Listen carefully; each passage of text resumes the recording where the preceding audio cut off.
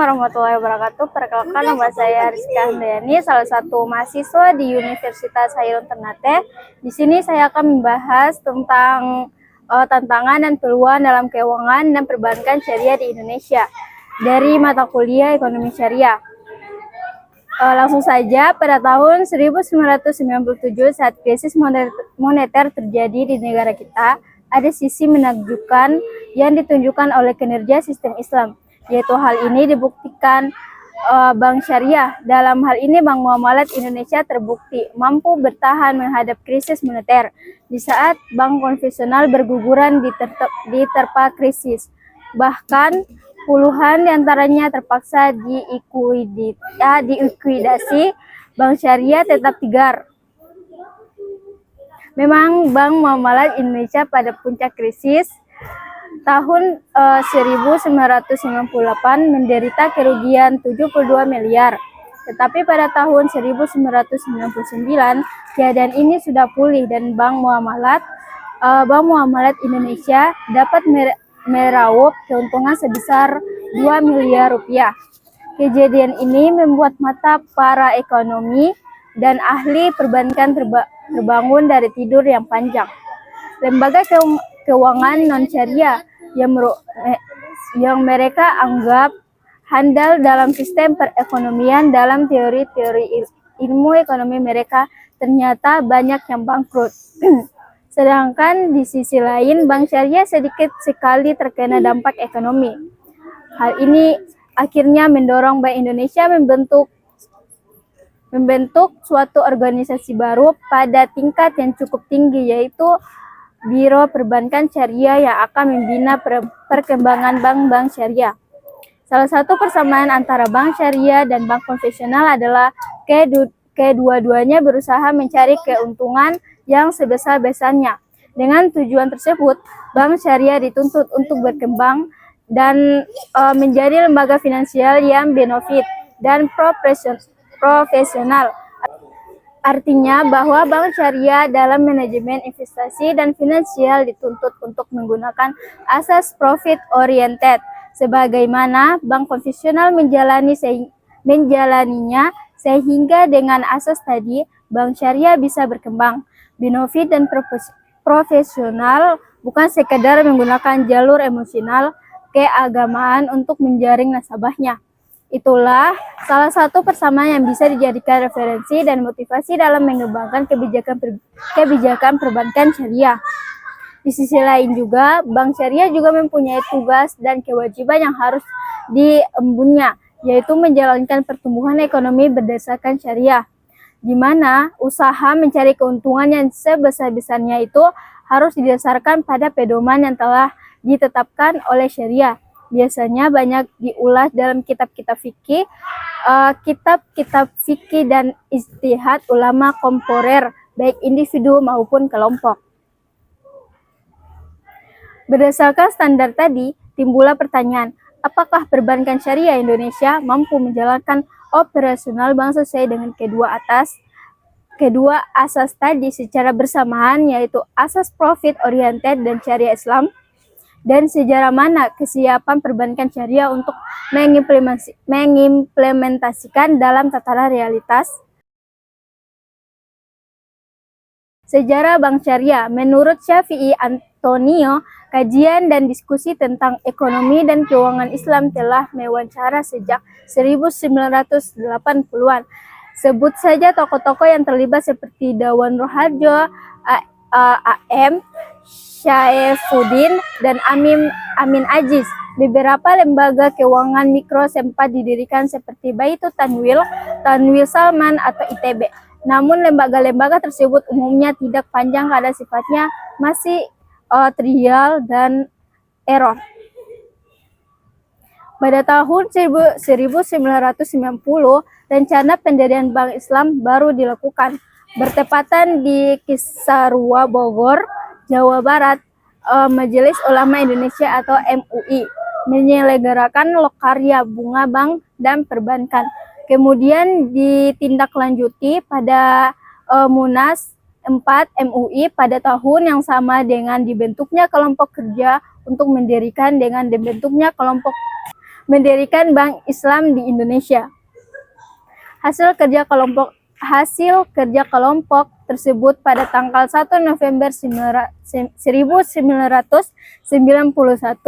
lahirlah Bank Muamalat Indonesia, dan MUI merupakan pemilik sahamnya sebesar 25%. Pada tanggal 1 Mei 1992, Bank Muamalat Indonesia mulai beroperasi. Di awal pendiriannya, Bank Muamalat Indonesia, keberadaan bank syariah ini belum mendapat perhatian penuh dalam tatanan industri perbankan nasional. Hal ini tercermin pada Undang-Undang Nomor 7 Tahun 1992, di mana pembahasan perbankan syariah hanya dikategorikan sebagai bank dengan sistem bagi hasil. Tidak terdapat landasan hukum syariah hingga diterbitkannya Undang-Undang Nomor 21 Tahun 2008 tentang perbankan syariah pada tanggal 16 Juli 2008. Barulah perbankan syariah mempunyai landasan hukum. Dilihat dari perkembangan peranan ulama sangat penting dalam mengembangkan perbankan syariah di Indonesia. Itu artinya aspirasi pendirian Bank Islam diprakarsai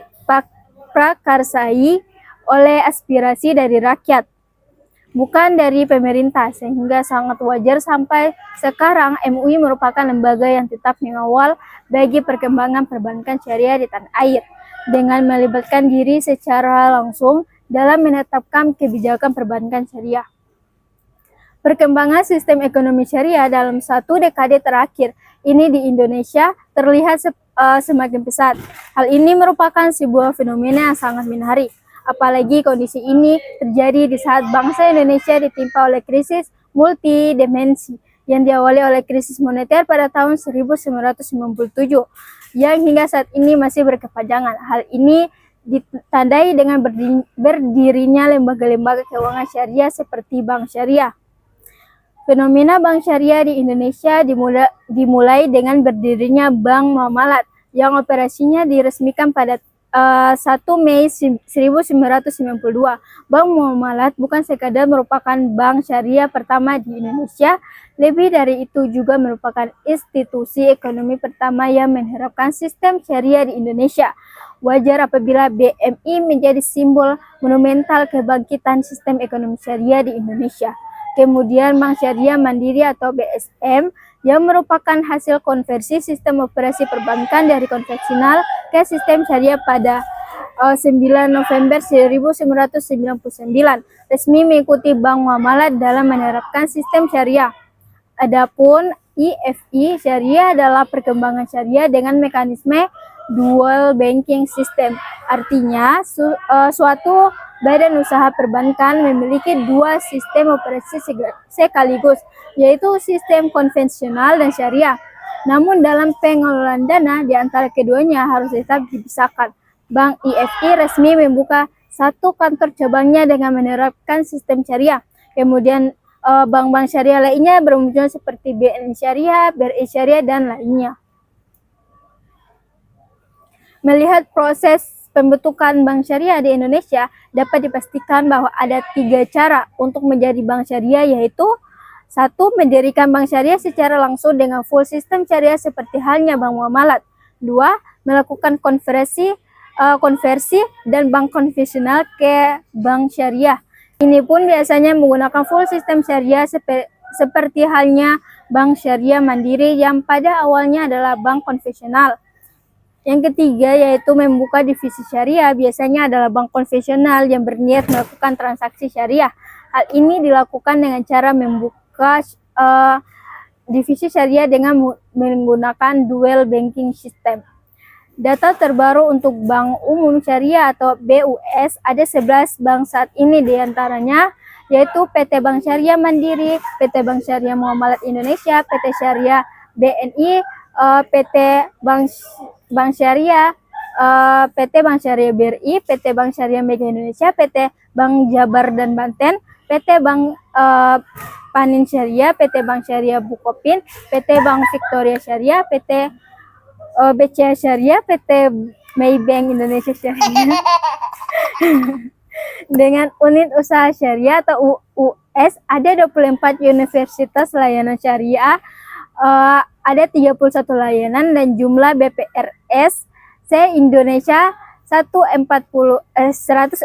BPRS dan 24 di antaranya berada di Jawa. Untuk koperasi syariah sebanyak 3.020 koperasi syariah, sebuah data yang sangat luar biasa.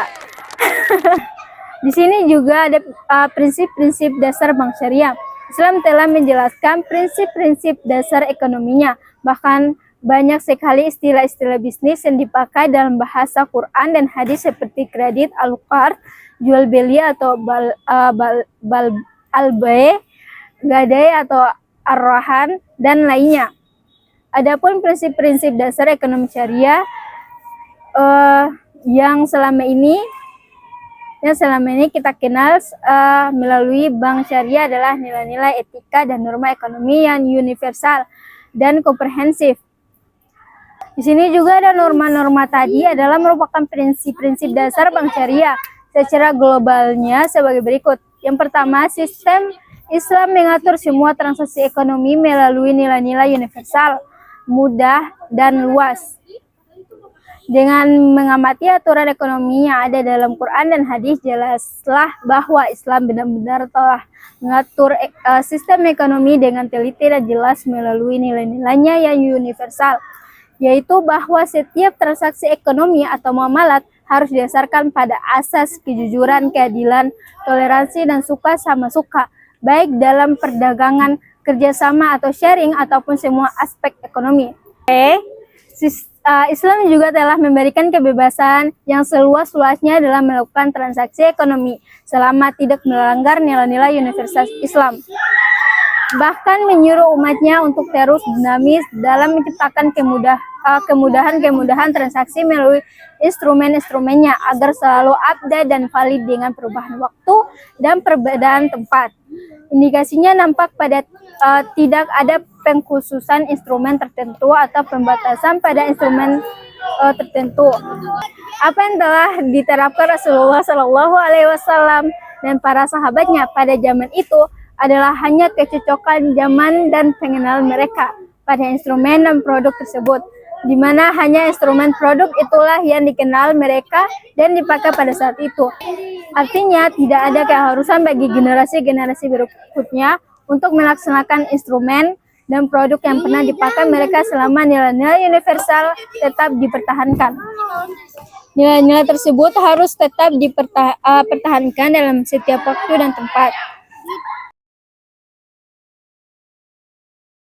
Prinsip-prinsip dari kegiatan perbankan di bidang syariah tersebut sebenarnya hanya digolongkan pada 3 kegiatan pokok, yaitu yang pertama kegiatan penghimpunan dana yang dikenal dengan istilah funding, artinya bank mengumpulkan dana dari masyarakat untuk disimpan dalam bank dimaksud.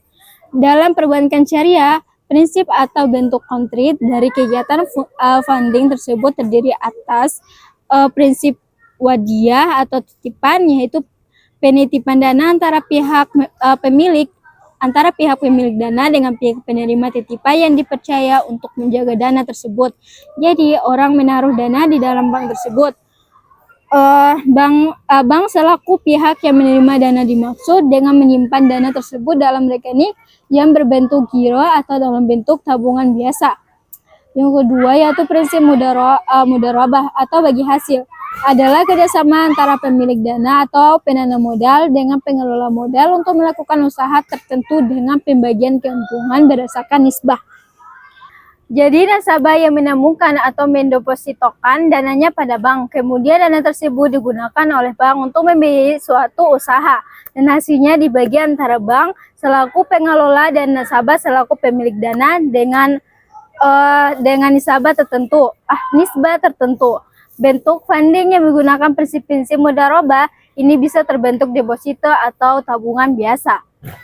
Yang kedua, ada kegiatan penyaluran dana yang dalam bisnis dikenal dengan istilah financing. Dana yang terdapat di bank dapat disalurkan kembali oleh bank kepada masyarakat dengan menggunakan 3 prinsip pokok, yaitu pertama prinsip jual beli, di mana bentuk akadnya bisa berupa murabaha, yaitu pembiayaan saling menguntungkan yang dilakukan bank selaku sahib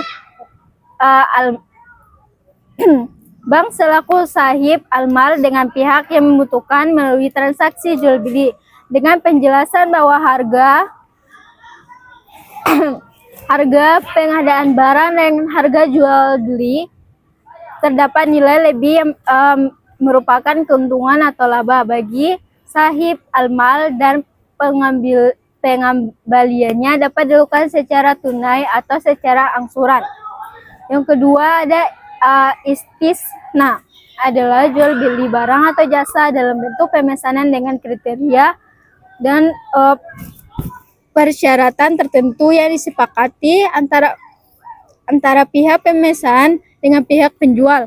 Biasanya digunakan untuk pembiayaan manufaktur seperti pemesanan mobil pada dealer, pemesanan pembelian rumah pada developer, dan lain-lain.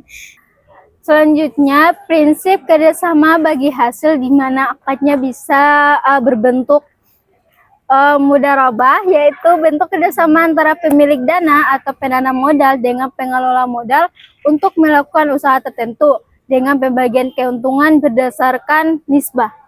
Yang kedua ada musyarakah, adalah bentuk kerjasama di mana modal ditanggung bersama antara pelaksanaan dengan pemilik modal. Jadi, jika ada keuntungan maupun kerugian, maka untung rugi tersebut dibagi dua untuk bagian yang sama besarnya.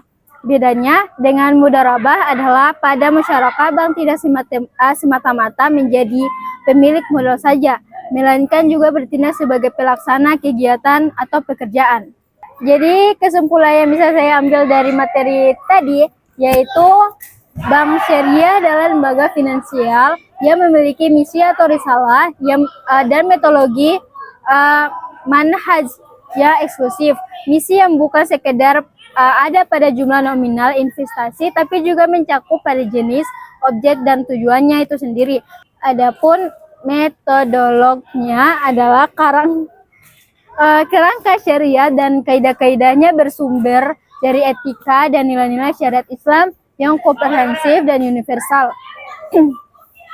Berdasarkan hal tadi, bank syariah harus berfungsi sebagai sarana untuk mengumpulkan tabungan masyarakat dan mengembangkannya. Intinya bahwa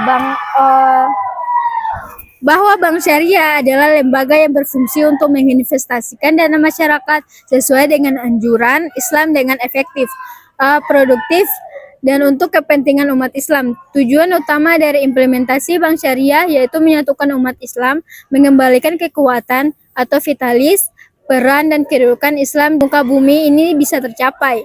Walaupun umat Islam itu memiliki kekayaan yang sangat melimpah, sumber daya manusia yang produktif, dan juga sumber daya alamnya yang sangat melimpah, tapi sayang kondisi umat Islam tercerai-berai, saling bertikai satu dan lainnya, dan menjadi bangsa yang semakin jauh dari persatuan Islam. Hal itu disebabkan jauhnya umat Islam dari manhaj agamanya yang murni dan universal. Wallahu alam. Jadi itulah materi yang bisa saya sampaikan. Apabila ada salah kata atau masih terbata-bata dalam penyampaian, saya mohon maaf. Saya Rizka Handayani, terima kasih. Wassalamualaikum warahmatullahi wabarakatuh.